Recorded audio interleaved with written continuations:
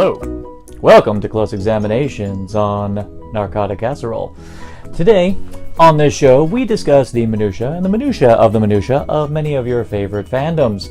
And for this occasion, seeing as we now have a new season of Doctor Who on the horizon, we decided one of the key things in this season, which we're going to be looking forward to, is the arrival of a new companion in the form of Bill Potts, as played by Pearl Mackie. Now, in the past, companions have joined the TARDIS for one reason or another. They may have joined him by wanderlust, they may have joined him because they were assigned to him, or for other extenuating circumstances. Who knows? Well, we know. We here at Close Examinations are now going to go over with you some of the other incidences with other companions in the past in the 50-plus year history of Doctor Who, and we're going to, in award show format, go over some of the origin stories of many of these companions. So, without further ado, this is Close Examinations, The Companions.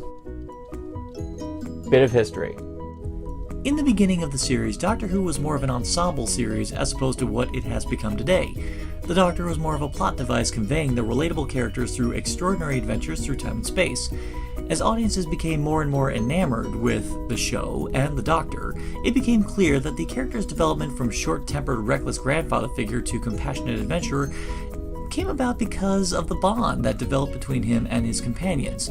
This began a vital component in the series where a companion's dynamic with their corresponding Doctor actually affected the mood and the tone of the series, whether it be the devil-may-care recklessness of 12 and Clara, the surrogate family of 11 and the Ponts, or even the dysfunctional family of the 5th Doctor, Nyssa, Tegan, and Adric, or even Turlough. The way the companions interacted with the Doctor was an important way to keep the series fresh and multifaceted in ways both figurative and literal. Why did they do it? Was it an emotional need to wander? Was it, say, a disinterest in their own lifestyle? Or maybe through some unholy set of circumstances, they were forced to travel with him. But each companion is different. Everyone has had their own reasons for traveling with him. The first category is the most fun. This category refers to a particular type of story where the companion is just thrown right into the deep end, the thick of it. And no story does that better than The Time Warrior, which features the debut of Sarah Jane Smith. In this third Doctor classic, UNIT is investigating random disappearances of prominent scientists, so they stash them all into a safe house, including the Doctor and Lavinia Smith.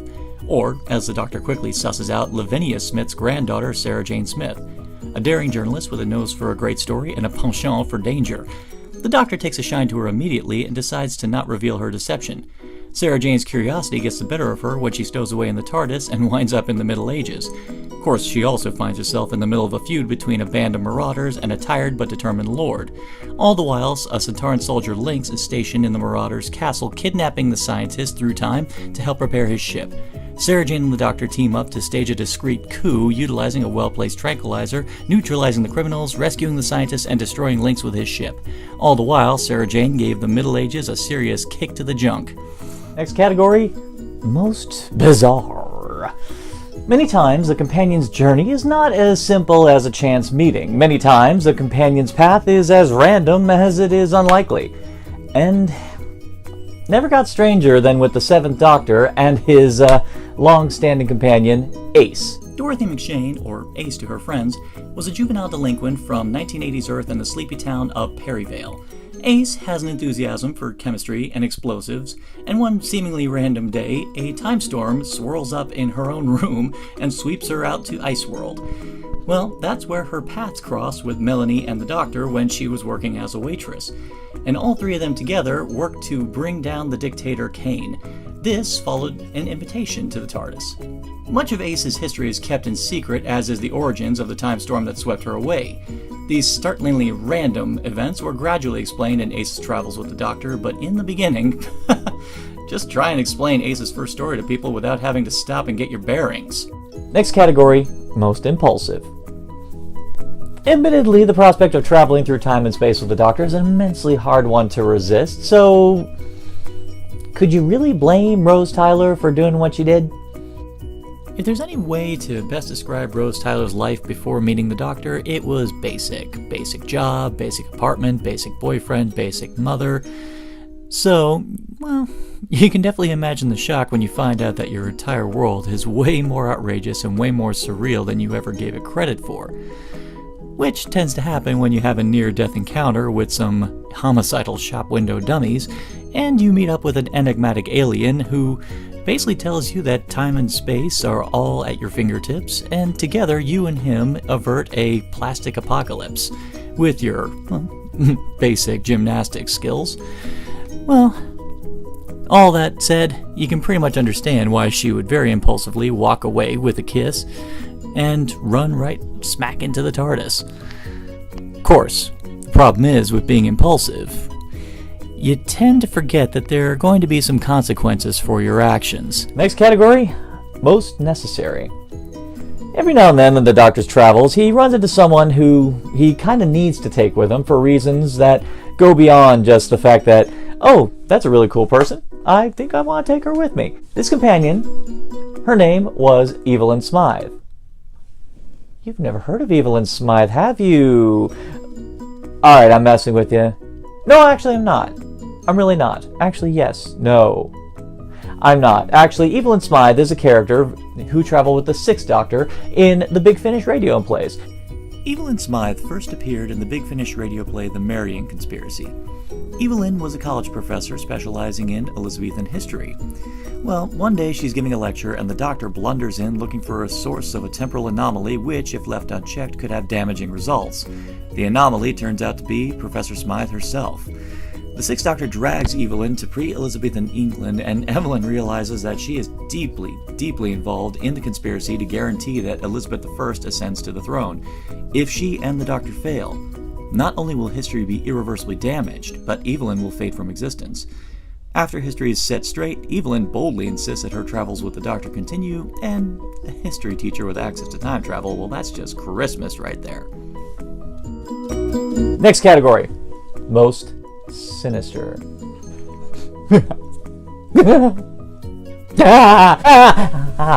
Muscle spasm. Aye. Okay, don't do that again. Don't do that again. Okay.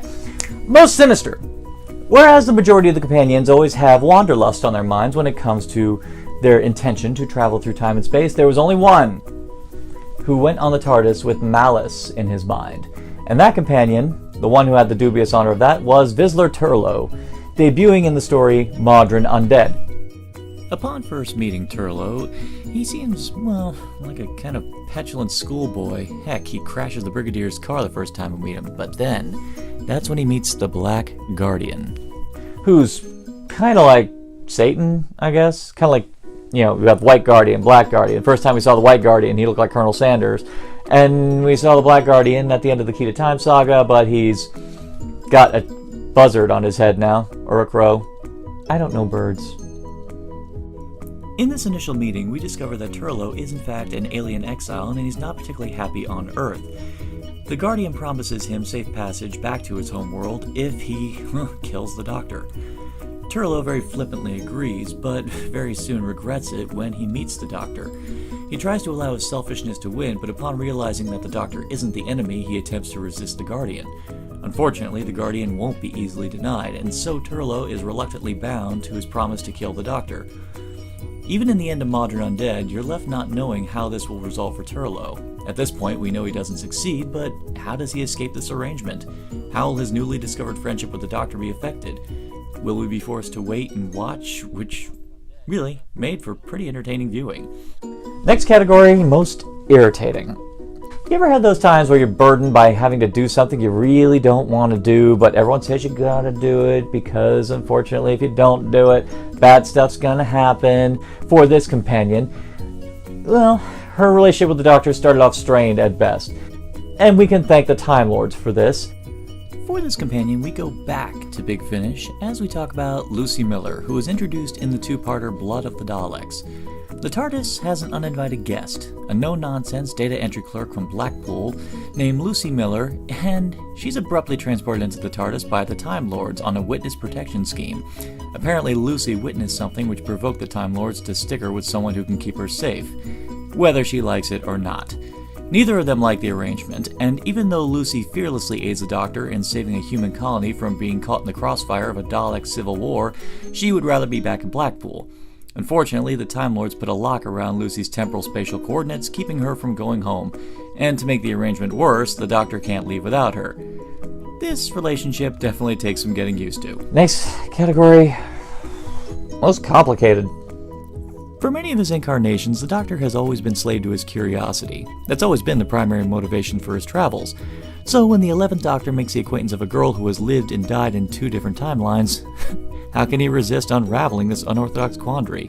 The mystery of Clara Oswald. To really grasp the impact of her arrival on the show, we need to take our examination out of the realm of fiction. When Season 7 was about to begin, we already knew the Ponds were slated to leave at the midpoint of the season and that Jenna Coleman would be joining in the latter half. It was shocking to see that in Asylum of the Daleks, when out of the blue, here's Jenna Coleman showing up, making soufflés and matching wits with the Doctor and the Daleks, while the Ponds are still in attendance. We thought we were getting an early arrival. It's happened before. Then you can imagine our continued surprise to find that she was an insane Dalek who sacrificed herself so the Doctor and the Ponds could escape the Dalek Asylum. This hinted of a seriously different introduction to a companion. We find her again as a governess/barmaid in Victorian England in the Christmas special The Snowmen. Here, the Doctor thinks he's found his new companion, only to lose her to death's literally cold grip. Standing at her grave, the Doctor discovers that Clara was the soufflé girl, and that she may be out there in another life. With some subtle assistance from an absentee third party, the Doctor finds her again. By the end of her first official adventure, The Bells of St. John, the Doctor is finally set to solve her dumbfounding mystery. But, as we discover in the years to come, there were mysteries upon mysteries intertwining them, going all the way back to the Doctor's youth. Mysteries which could destroy time itself. Next category. Most tragic. When most of the Doctor's companions go traveling with the Doctor, they tend to have something to come home to, something tying them to their roots and their identity. Others don't have such a luxury.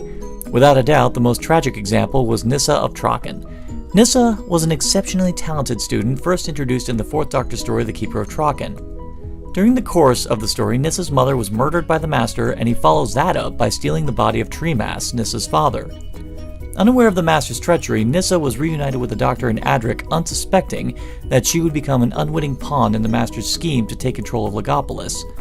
The Master's tampering results in an imbalance in the fabric of reality, which causes dozens of planets to crumble into dust from accelerated entropy, including Traken. With no home and no family, traveling with the Doctor was really the only option for Nyssa. Next category, most tenacious. Fate tends to be the deciding factor when it comes to who winds up traveling with the Doctor.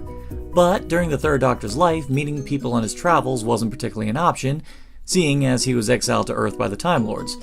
Working as scientific advisor to UNIT, the Doctor had a solid rapport with his assistant Liz Shaw, but she was a scientist of considerable academic standing who felt being with the Doctor made her feel somewhat redundant. With a position open, Josephine, Jo Grant, jumped at the opportunity to use her uncle's political influence to install her in UNIT. Having no real experience as a scientist, Jo is extremely eager to prove that she can still be invaluable as an assistant.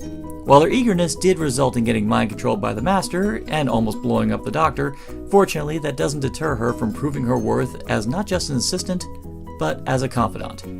It also helps that she's got crazy mad skills in escapology. Where was that in college? I would have loved to have learned escapology in college. Next category, most rewarding. Now, when Doctor Who came back in 2010, we had not had a full series of the show in 2009, and it seemed as if Stephen Moffat kind of understood that. I mean, after all, in 2009 we got 4 specials from Russell T Davies for the end of his era, and coincidentally the end of David Tennant's era. The Next Doctor, Planet of the Dead, Waters of Mars, and The End of Time. In anticipation of a new season and a new Doctor after over a year, it seemed appropriate that we had a companion introduction that seemed to echo a lot of our yearnings. That's when we were introduced to Amelia Pond in the 11th hour. We meet the Doctor and we feel, much like Amy, we never want to let go of our adolescent dreams of seeing amazing faraway places. But then reality sets in and we're forced to grow up. Then society expects us to abandon our childish hopes. Young Amelia helps the newly regenerated Doctor to his feet and perplexes him with a mystery revolving around a crack in her bedroom wall. A crack emitting a sound saying prisoner Zero has escaped. The Doctor seals the crack, but before he can properly invite young Amelia to travel with him, he has to stop the TARDIS from burning up. What should have been a 5-minute hop to the future turns into 12 years. There he finds Amelia grown up, making a living as a kissogram, and a bit neurotic. It probably doesn't help that the man whom she has been convinced over the years to be an imaginary friend has arrived on our doorstep again, acting as if nothing had happened and he hasn't been gone long. Together, they stop Earth from getting firebombed, and then the Doctor disappears again for another 2 years. It can be agreed that Amy Pond has been considerably patient, and so have the rest of us. Now the wait was over. A new Doctor, a new TARDIS, and a new era of adventures to look forward to. Next category, most dangerous. And for this one, we're going once again back into the Big Finish pool because this particular companion's history, well, it began with a horrible mistake the Doctor makes. When we're under pressure, we tend to make a mistake every now and then, even the Doctor. In the 8th Doctor adventure Storm Warning, the Doctor finds himself on the ill-fated dirigible airship, the R-101. It was there that he meets the amateur adventuress Charlotte Charlie Pollard. Brave, fearless, and even a touch reckless. Charlie stowed away on the airship in the hopes of a romantic rendezvous in Singapore. The Doctor knows the R-101 crashes under mysterious circumstances, and it's soon revealed to be alien circumstances. The Doctor knows that no one is meant to get off this airship alive. He thought, with Charlie being a stowaway, that she wasn't on the records and thus the body count would be accounted for. Unfortunately, with the extraordinary events on the ship, it results in one crew member leaving the airship prior to the crash, which means Charlie's body took his place. Charlie was meant to die in the R-101, and now time has been splintered, and in their travels together, the Doctor was soon going to realize that there would be consequences for not abiding by the laws of time. Next category, most redemptive. Is that what you do? I don't know, I don't have a rosary, I don't know what to do. Is there really such a thing as a victimless crime? Well, in the case of the companion that we're about to speak about, definitely not. And it's a shame because this companion, when we meet him, he's so pretty. He's so pretty. I'm sure you probably guessed who I'm talking about in this point. Yes, I'm talking about Captain Jack Harkness. Despite the best efforts of Captain Jack Harkness, his elaborate con job caused the death of a young boy and unleashes a plague of gas mask zombies onto London during the Blitz. When we meet the good captain in The Empty Child and the Doctor Dances, he's a dashing rogue with a stolen spaceship using his knowledge as a time agent to profit as a con artist. When his con catches the attention of the Doctor and Rose, they confront him with the reality that his petty nature may well end the human race. However, when it counts, the captain stepped up and assisted the Doctor in curing the plague and prevented a German bomb blowing them up. Jack knew that his efforts to dispose the bomb could be fatal, but so long as he fixed his mistake, he was content to go down in glory. Instead of dying, however, he was rescued in the nick of time by the Doctor, allowing him to travel with them on the condition that he strives to continue being better than he was. A promise Jack was more than capable of keeping. Final category, most reluctant.